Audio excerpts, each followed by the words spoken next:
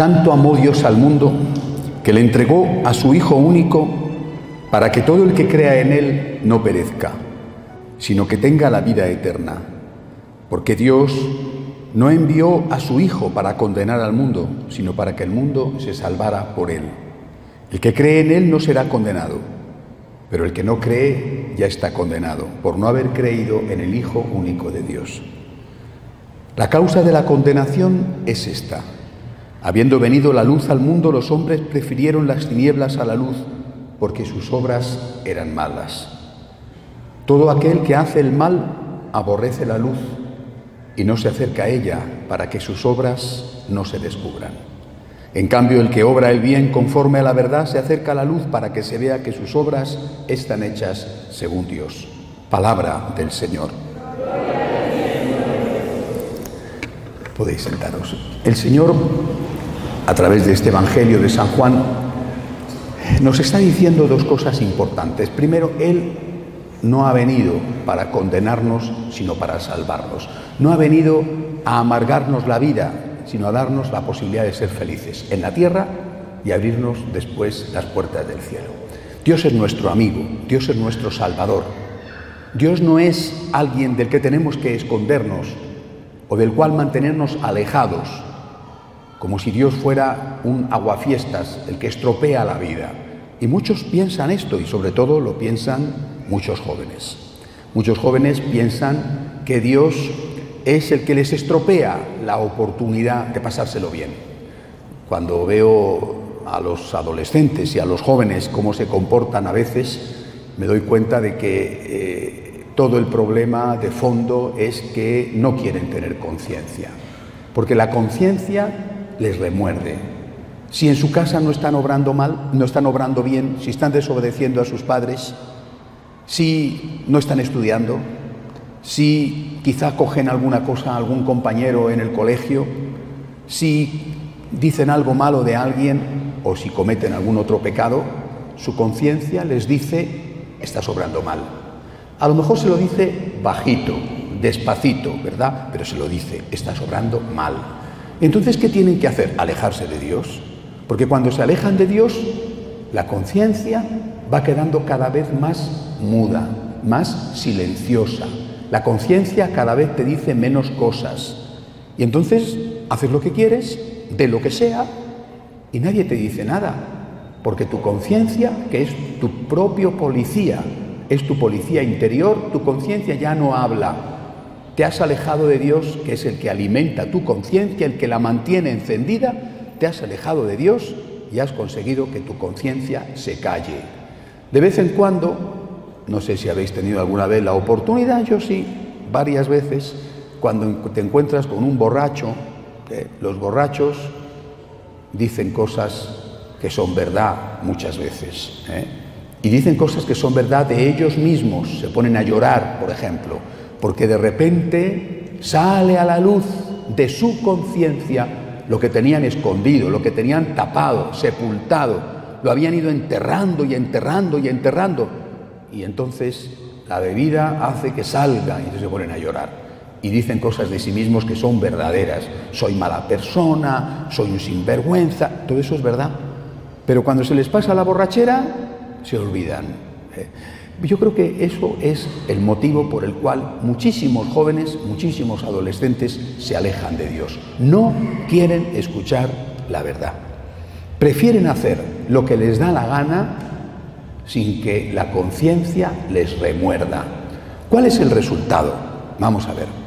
Si el mal, hacer el mal, no tuviera consecuencias, bueno, dices, pues yo hago el mal y no pasa nada. Pero el mal siempre tiene consecuencias, para dos, no para uno, para dos: la víctima y el culpable. Es decir, no solamente la víctima sufre las consecuencias del mal, la persona que ha sido robada, la persona que ha sido calumniada, la persona que ha sido abusada, esa persona es la víctima y sufre las consecuencias del mal. A lo mejor el culpable, como no tiene conciencia, roba, mata, miente y no, nada. Como si nada, como si se tomara un vaso de agua, ya no tiene conciencia. Pero la víctima está sufriendo. Pero es que también el culpable incluso aunque no tenga conciencia, paga las consecuencias de su pecado. Si tú no estudias porque prefieres estar en la calle, bueno, con los amigos, tú no estudias, pasa el tiempo,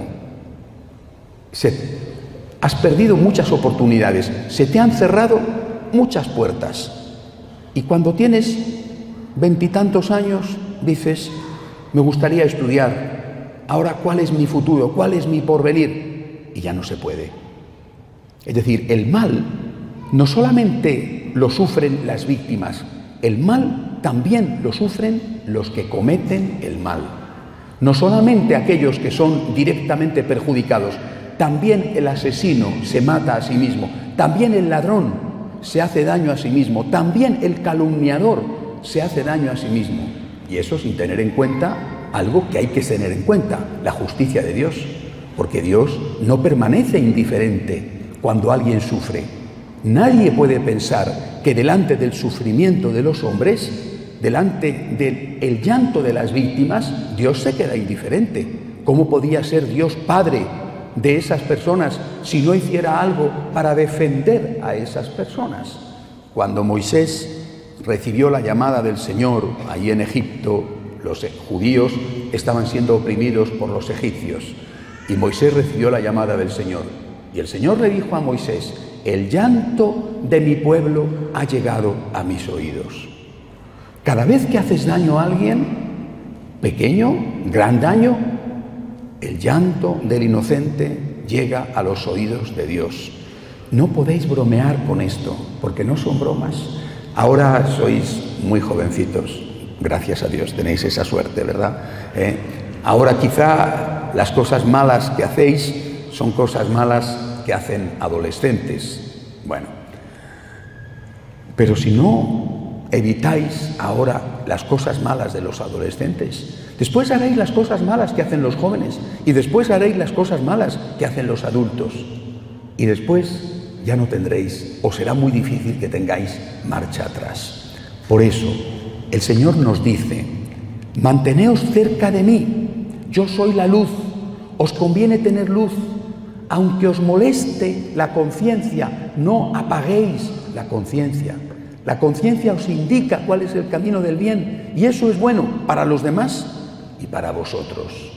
Imaginad, con esto quiero terminar, que no tuviéramos un maravilloso sistema nervioso. El ser humano es un prodigio de la naturaleza, es un organismo espectacularmente bien hecho.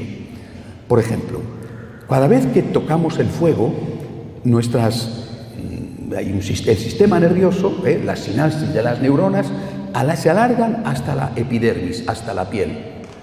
Cada vez que tocamos el fuego, lo habréis notado más de una vez, tardas un instante en darte cuenta. Ese instante es lo que hace que te quemes.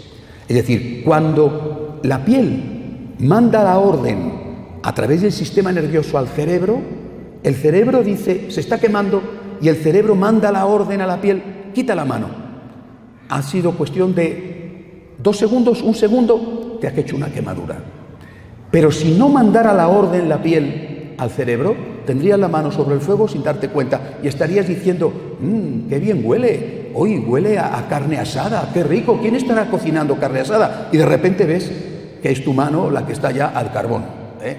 Es decir, el dolor tiene ese objetivo. Es una advertencia del organismo. Quita la mano que te estás quemando. Quita la mano rápidamente. Cuanto más tarda en avisarte tu cerebro, más quemadura tienes. Igual es la conciencia. La conciencia es como el dolor. El dolor te advierte, me duele aquí. Me duele aquí. Llevo varios días con un dolor aquí, voy a ir al médico. Lo coges a tiempo. Una señora, por ejemplo, dice, tengo un bulto en el pecho. No tiene importancia.